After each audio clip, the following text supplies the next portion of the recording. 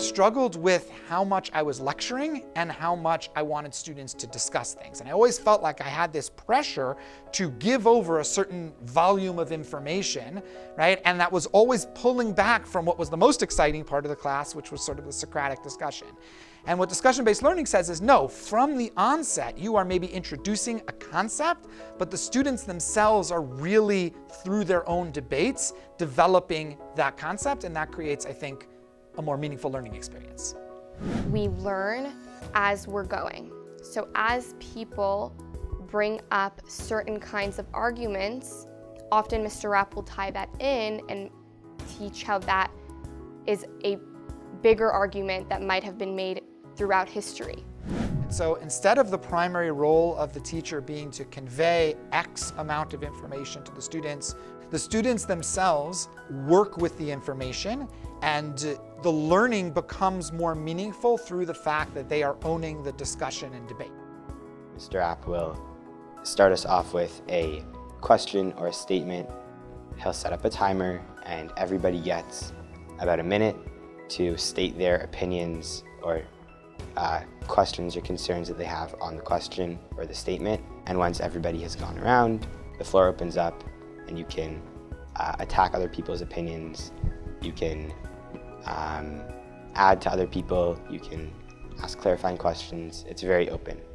It also really enables all of us, the students, to have a platform to share our opinions on topics that we may not have discussed before, as well as be exposed to a variety of other opinions from our classmates, as opposed to just being narrowly focused on what a teacher is telling us. And I think that's something that's really cool. I love the opportunity to hear different opinions, and that every single person gets a chance to speak, even if in other classes they're usually more quiet.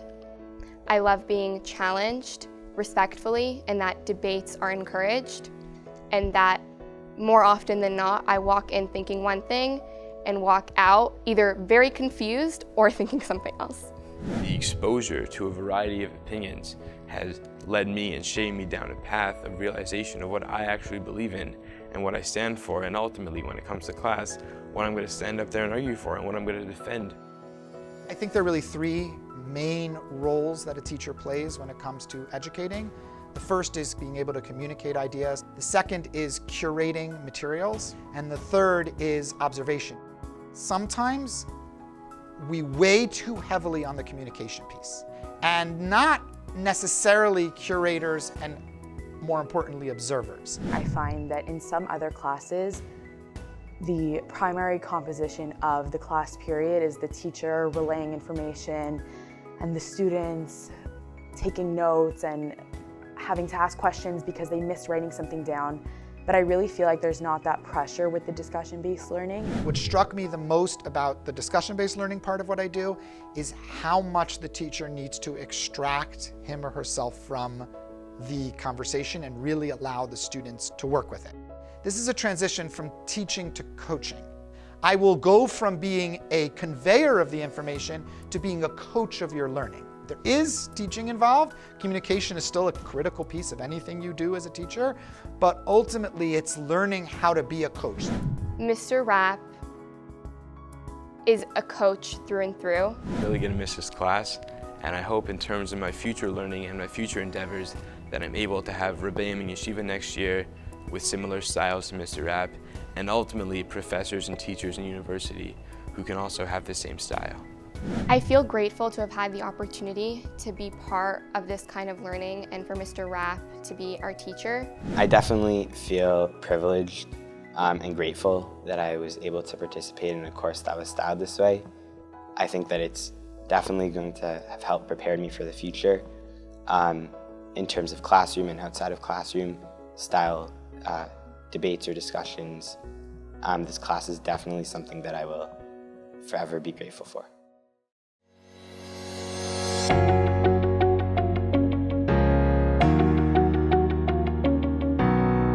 There's a point where my 6-year-old and my 3-year-old were both at the same place developmentally with regard to reading. And we wouldn't say to my 6-year-old, you didn't master reading by the time you were 5. Sorry, you're just not going to know how to read for the rest of your life. Because we all accept that mastering reading is an important skill. Well, why don't we treat all skills like that?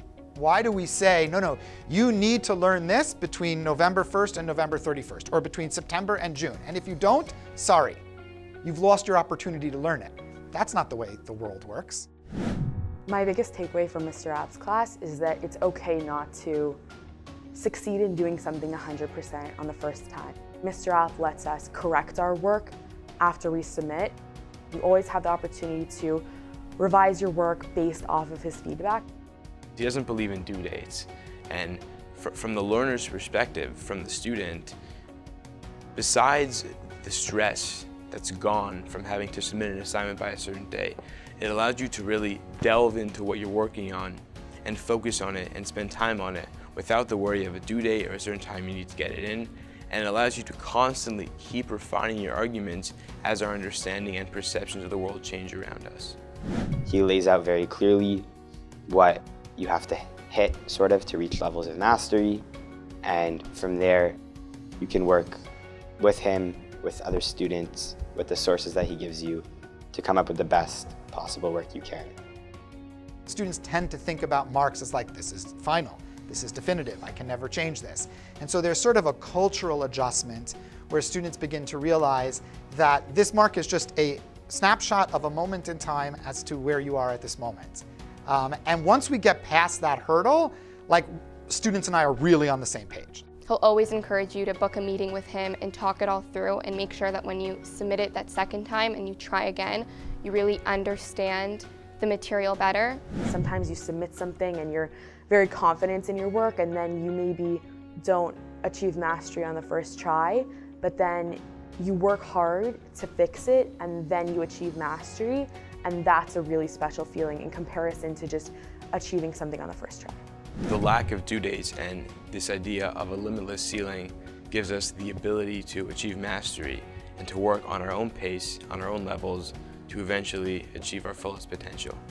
I think students appreciate owning their own learning. Students appreciate that I am in charge of this process, and what I put into it will really determine what I get out of it. You take out from this class as much as you're willing to give. When you hand in that assignment, if you get a 75 back and you want to reach a level of mastery, that's on you. You have to be dedicated enough and take the learning into your own hands and do it. What I've appreciated about Mr. Rapp's teaching style is the careful and honest feedback that we get from our learning. The skill that really I've developed the most is my ability to think on my feet and to change my thoughts and to make them fit the discussion and the situation. Something that I think I'll take out of Mr. Rapp's philosophy class is my own public speaking skills and my ability to get up there on the spot and speak about something, a topic that varies from something I may really believe in to something that I might have just found out about, but to think on the fly and to speak on my feet. I think that through this class you end up becoming a better communicator because you're forced to advocate for your ideas and then in turn argue with some other people's ideas while still maintaining a respectful environment. This experience has changed my view of the world around me.